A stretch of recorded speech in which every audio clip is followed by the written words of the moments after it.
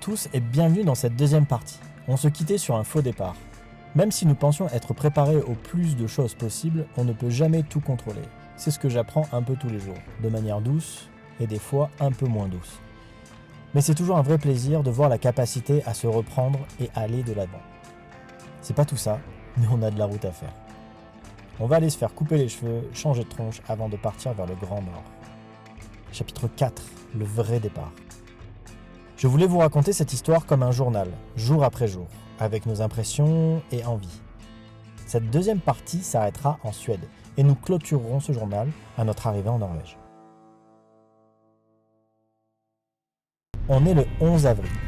On vient de récupérer la voiture d'Emmy et nous partons en direction de Hell. Jolie petite ville qui a une grosse histoire et un sacré avantage géographique. On a découpé notre voyage pour être sûr d'arriver dans les meilleures conditions. Le soleil se couche vite et il vaut mieux être capable de trouver un spot cool pour dormir avant que la nuit ne tombe.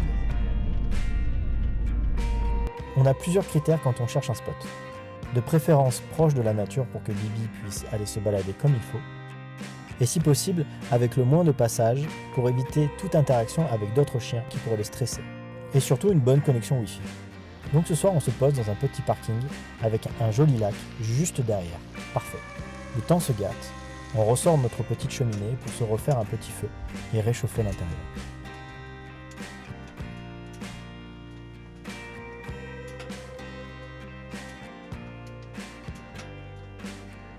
Les coulisses.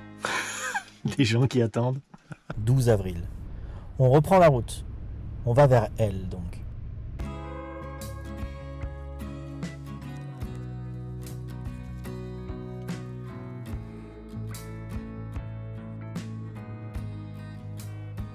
On se pose dans un spot super fun avec une toute petite route mais qui a un méga passage.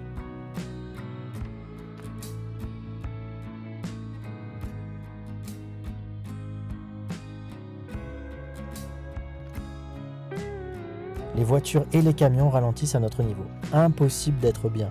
Donc on bouge. On se retrouve sur un parking abandonné à côté d'une maison non habitée, à côté d'une caravane et d'une voiture avec des gens dedans. Le spot est bien, mais encore une fois, très sale. On est trop loin de la ville pour aller se balader. On ne peut pas laisser le chien dans la voiture. Bon ça marche pas du tout en fait. On décide de passer la nuit et de bouger le lendemain matin. 13 avril.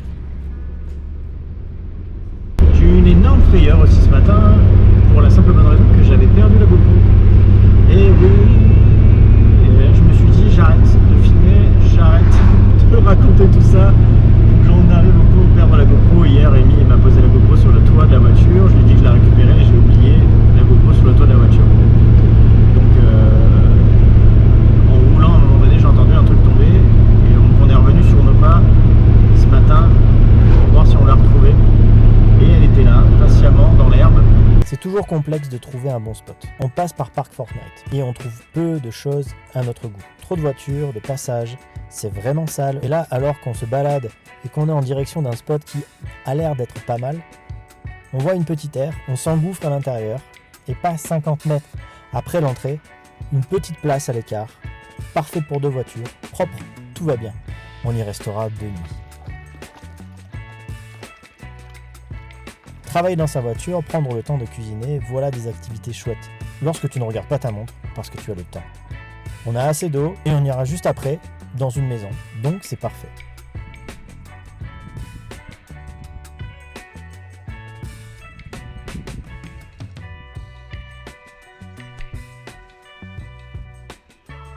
« 15 avril, en route vers Gans. » Je sais pas si je le prononce comme il faut, parce qu'ils le disent pas de la même façon que moi. Là, on a 2 jours de Airbnb parce que lundi, donc on est samedi, lundi, on a rendez-vous chez le coiffeur et l'idée c'était pas arriver avec les ongles sales et les cheveux sales et on s'entend la transpi, donc l'idée c'était d'être posé un peu. Et on arrive dans un petit coin qui ressemble, c'est très mignon, comme ça, premier abord. Premier soir, on se caille, mais on arrive à prendre une douche. Le deuxième soir, il fait un peu plus chaud, mais impossible de prendre une douche. On a vraiment la sensation de se faire mettre un peu dehors. Un genre de hop, c'est fini le confort les gars là. Il est temps de reprendre la route. Notre dernier vrai jour en Pologne. du moins un dernier jour programmé. Et après c'est parti pour 5 jours, 6 jours jusqu'au Danemark. 1700-2000 km à faire.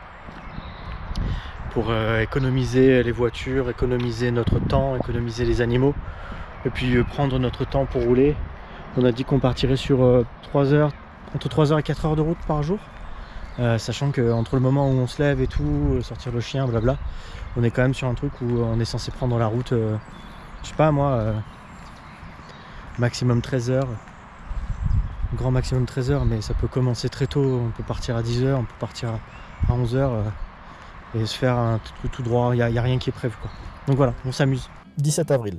Rendez-vous chez le coiffeur. Amy change de couleur et moi je me fais couper les cheveux. Le mec est un magicien. Et il est seul. Il va à une vitesse dingue. De là, on va boire un café pour dire au revoir à cette ville qu'on a aimée vraiment beaucoup. Et on part en direction d'une ville qui a réuni les premières étapes de notre to-do list. D'ailleurs, je vous la présente. On a besoin de faire un double de nos clés de voiture. Parce que j'ai abîmé celle d'Amy et que j'ai eu 2 fois mes clés sur le contact. On s'est fait un Renault à 1 heure de route pour savoir que pour avoir une clé, c'est la France qui doit fournir et on a 3 semaines au minimum d'attente. Sur internet, la laverie est ouverte jusqu'à 23h. Et sur place, il s'avère qu'elle ferme à 15h. On rentre bien bredouille, mais on se retrouve sur un parking où une plage est cachée derrière une forêt. C'est juste magnifique. Même si le chien est complètement en folie.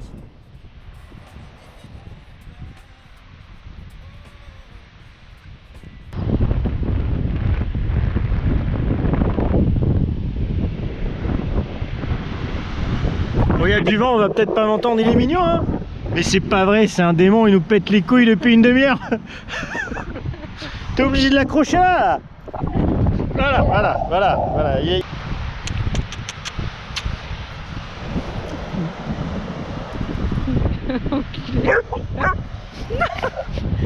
Calme-toi. C'est ça la coque. Oui, je me fous de ta gueule. Mardi 18. Bon, petite préparation, on est en train de faire des courses pour pouvoir partir en Norvège bien. On est en train de nettoyer nos vêtements et je vais recharger mes petites batteries en attendant. Amy est en train de se battre avec la machine à laver. Et on a le chien qui gratte à l'intérieur parce qu'il n'est pas content d'être dedans. Parce que si on le sort, il va faire n'importe quoi. Sur notre liste, Vif Profit, c'est un magasin de vêtements de seconde main. C'est top, vraiment pas cher. On trouve au même endroit, on est capable de se faire ce magasin, l'animalerie, l'essence et même à Action pour pouvoir récupérer des petites merdouilles parce qu'à Action c'est toujours rigolo pour récupérer tout et n'importe quoi. L'objectif, c'est de se rapprocher de la frontière allemande. On voulait passer l'Allemagne le plus vite possible parce qu'on n'est pas fan. Mais on passe pas inaperçu. Donc 5 minutes après avoir passé la frontière, on tombe sur la douane qui nous demande de les suivre. Après s'être rendu compte qu'on était plus des geeks que des dealers et qu'on ne transportait ni drogue ni clope, ils nous ont laissé partir, en se moquant du fait que j'avais un chien et un chat dans ma voiture.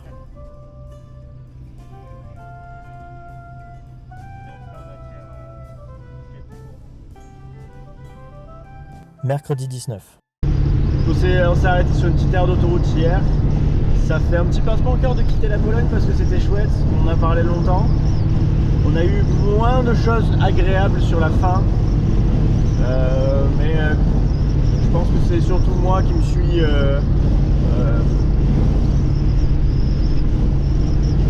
comment dire, je pense que c'est surtout moi qui me suis monté le bourrichon pour éviter d'être deg, de partir trop tôt de ce truc là. On a d'autres choses à faire réellement. Pause Ikea pour modifier le stockage d'Amy. On a de la nourriture pour 1 mois en tout, j'ai des conserves, elle reste. Et après 4 mois dans le froid, des choses ont lâché. Donc Ikea, on se pose pour modifier tout ça et on va dans une laverie pour finir les couettes et ce qui traîne. Je pense que je n'ai jamais payé aussi cher de ma vie. Mais le délire à l'américaine était vraiment trop cool. La liste se réduit. Le matin, j'avais appelé un veto pour la prise de cachet pour le chat et le chien, pour la frontière norvégienne. Mais ça va être l'histoire du lendemain. Jeudi 20.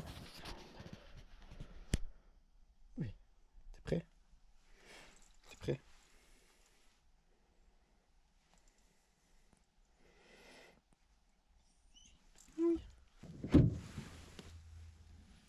Pas des gens quand même.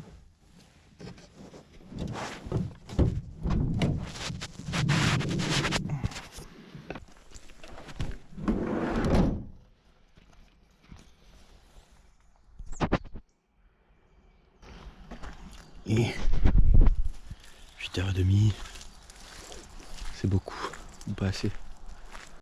C'est l'heure du cachet. Sauf que Miu n'a pas la rage. Oui, j'ai raté niveau timing. Donc le veto, en plus de la pucer, lui fait la rage.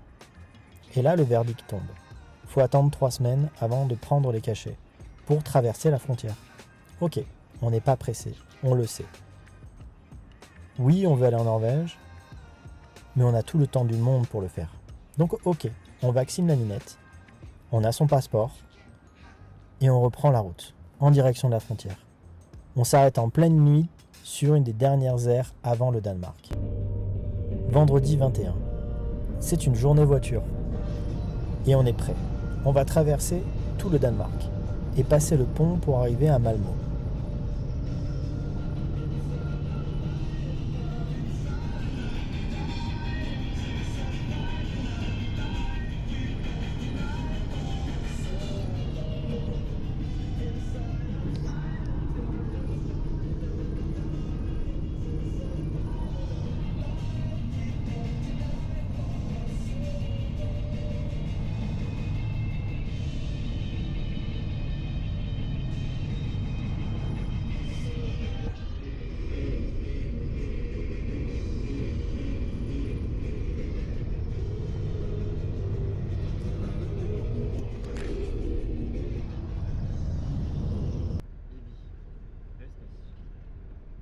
Le Danemark, je me fais arrêter. Encore une fois, vérification de routine. Savoir ce que je fais là, si le chien est gentil, et si je ne transporte pas 400 kg de drogue à l'intérieur de mon corbillard.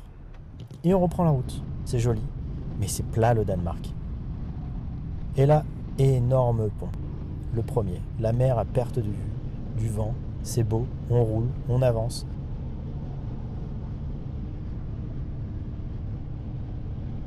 Et nous voilà en Suède. On regarde un petit peu où est-ce qu'on peut aller, on va boire un verre dans un pub pour fêter ça.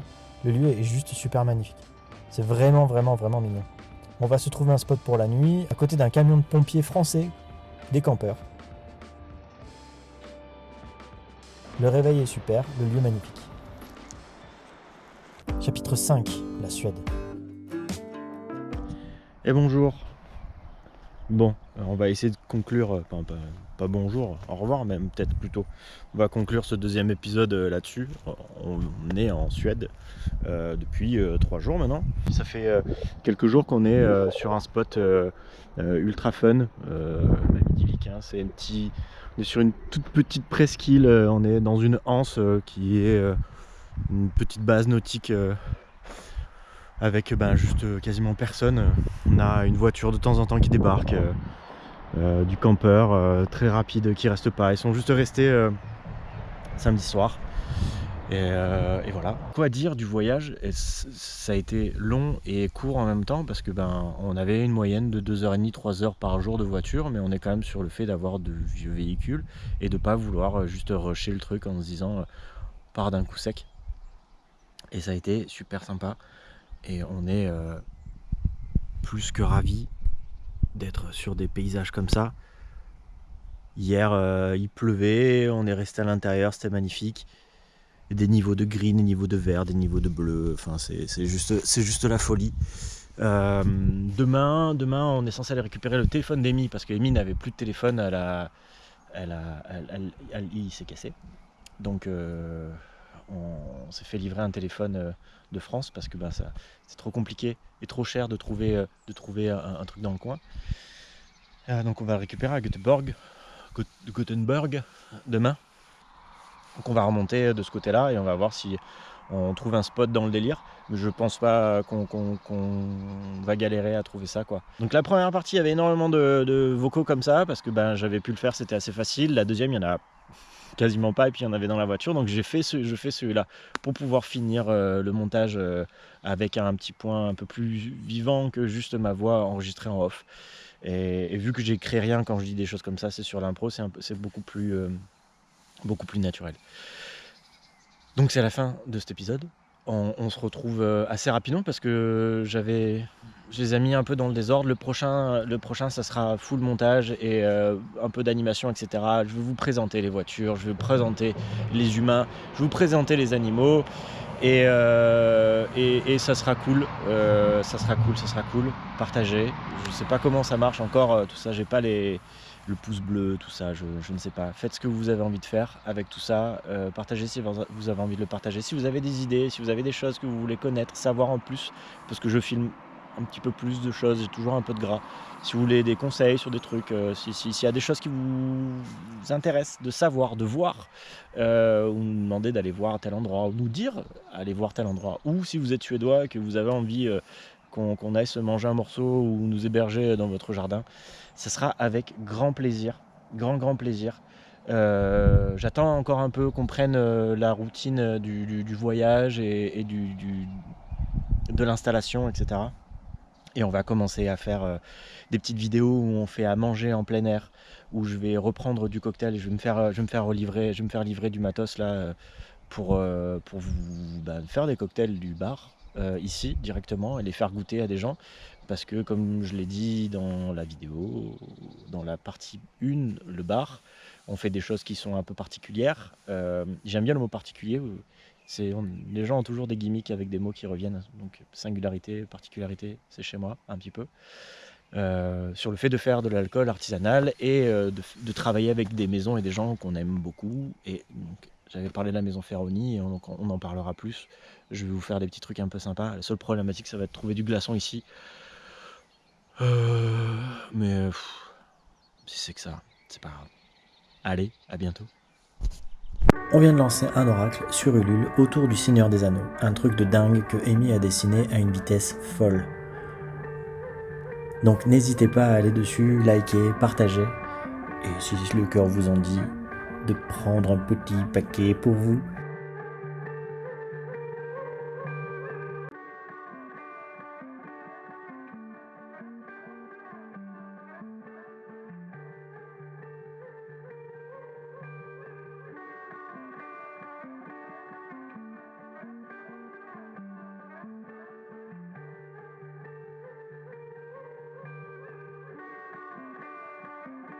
J'avance aussi un peu sur un vieux road trip que j'ai tourné il y a plus de 10 ans maintenant. J'espère que vous aimerez. La 3e partie arrivera très rapidement. Et nous pourrons enfin commencer à parler autour de nous de notre chaîne YouTube. Oui, je ne voulais pas rester sur trop peu de vidéos. Et de faire en français et en anglais prend du temps. C'est un vrai challenge.